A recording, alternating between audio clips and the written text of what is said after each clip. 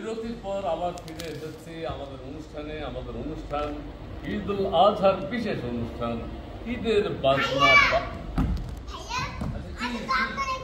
কি আমাকে খুঁজতে হবে কেন? হ্যাঁ, আমি উপস্থাপনা করছি তো। তোমার ভালো লাগলো আমার।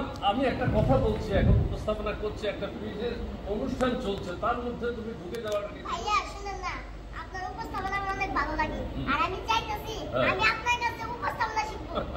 আমার কাছে কি শিখবে? আমার দুঃখের কথা শুনবা?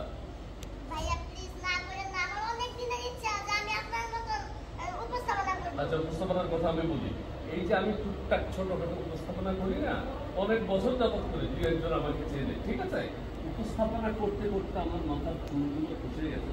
হ্যাঁ, ঠিক আছে, আমি চাই না যে তুমি উপস্থাপনা শিখে উপস্থাপনা করো আর তোমার মাথার এই ঝলমলের চুলগুলো তুমি হারাও।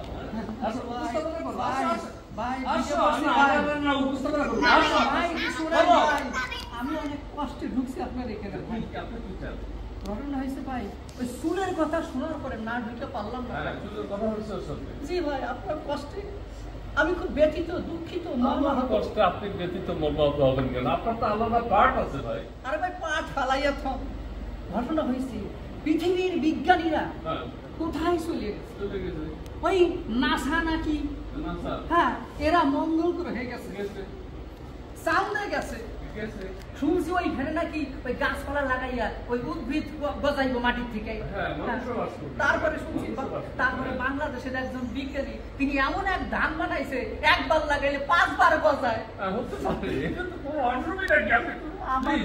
আপনার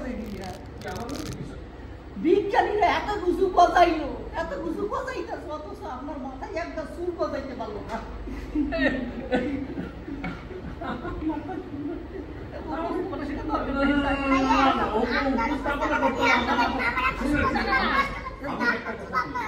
আপনি আমাদের জনপ্রিয় অভিনেতা আবু ভাইয়ের সাইড নিয়েছিলেন, আপনি আমার চিন্তা করেন, ঠিক আছে? তুমি